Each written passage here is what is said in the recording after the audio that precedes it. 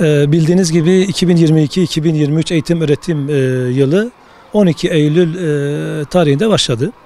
20 Ocak'ta sömestr tatiline gireceğiz. Daha sonrasında Haziran'da son bulmuş olacak. Bunun dışında Milli Eğitim Bakanlığı'nın yapmış olduğu Kasım ve Nisan aylarında da bir ara tatil, bir haftalık bir ara tatil söz konusu. Bugün itibariyle biz Kasım ayında, yani 11 Kasım'da ara tatile girmiş bulunmaktayız. 19 milyon öğrencimiz ara tatile girmiş olmakta. Tabii bu ara tatile girmeden önce öğrencilerimiz 2 aylık süre zarfında eğitim öğretimlerine devam ettiler. Yoruldular.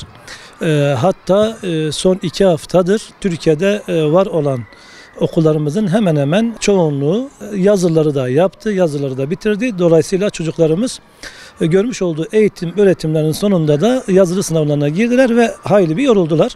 Dolayısıyla biz bu ara tatilin öncelikli olarak öğrencilerimizin onların dinlenmesine yönelik kullanılması yönünde tavsiyede bulunuyoruz.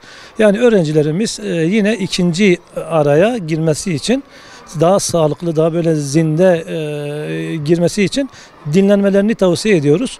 Tabii bu dinlenme özellikle elektronik eşyalarla zaman geçirme şeklinde algılanmasın. Anne ve baba aile bireyleriyle birlikte gezebilirler. Mesela hangi ilde kalıyorlarsa o ilde gözde olan yerlere gidebilirler. Hava halen sıcakken, tam soğumamışken bazı geziler düzenleyebilirler. Müzelere gidebilirler, tarihi yerlere gidebilirler. Uygun hatta böyle tiyatro, sinema tarzı etkinliklere ailece katılabilirler. Kitap okuyabilirler. Birlikte aile içerisinde etkinlik yapabilirler.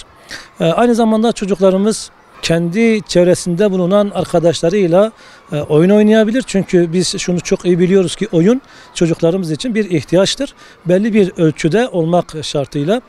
Bu süreçte bizim en çok dikkat etmemiz gereken şey, belki çocuklarımız elektronik eşya, yani akıllı telefondur, tablettir. Yani ben işte 2 ay boyunca eğitim öğretim yürüttüm, yazılara girdim. Bu sürede de biraz bunlarla vakit geçireyim diye bir hak iddia edebilirler veya böyle düşünebilirler. Biz bunu kesinlikle tavsiye etmiyoruz. Tamamen bir yasak da söz konusu olmasın ama anne babanın gözetiminde ve belli bir süre çocuğa zarar vermeyecek, uzmanların belirttiği süreleri aşmayacak şekilde akıllı telefon, belki tablet, internete giriş olabilir. Ama dediğimiz gibi bu kesinlikle sınırlı bir süre içerisinde olmalı. Aynı zamanda bu süreç içerisinde akraba ziyaretleri gerçekleşebilir.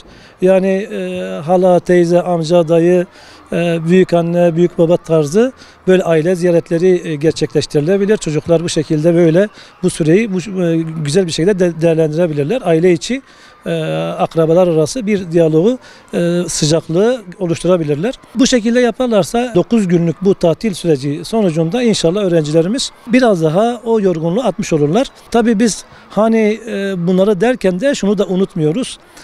Dersin, kitapların yüzünü hiç açmasınlar da demiyoruz. Yine belli bir sınırda, yani çok fazla abartmadan, belli bir sınırda öğrencimizi yormadan 2 ay içerisinde işlenmiş olan konuların tekrarını yüzeysel de olsa yapmalarını tavsiye ediyoruz. Yani günde 1 saat olur, 2 saat olur. Dediğim gibi çocuğu çok fazla yormadan böyle bir tekrar yaparlarsa çocuk en azından öğrendiklerini hatırlamış olur, unutmamış olur. İnşallah bu ara tatilden sonra da hayırlı bir şekilde ikinci yarıya, ara tatilden sonraki sürece tekrar hep birlikte eğitim öğretime başlarız öğrencilerimizden.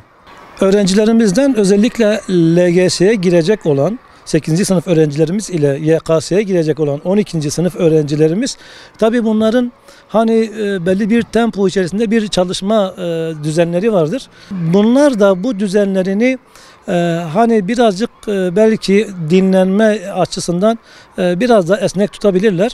Ama Biz yine LGS ve YKS sınavına girecek olan öğrencilerimizin belli bir disiplin içerisinde, belli bir plan program çerçevesinde derslerine devam etmelerini istiyoruz. Ama hani biraz daha yoğunluğu düşürerek bunu yapsınlar. Biraz dinlensinler, onlar da dinlensinler.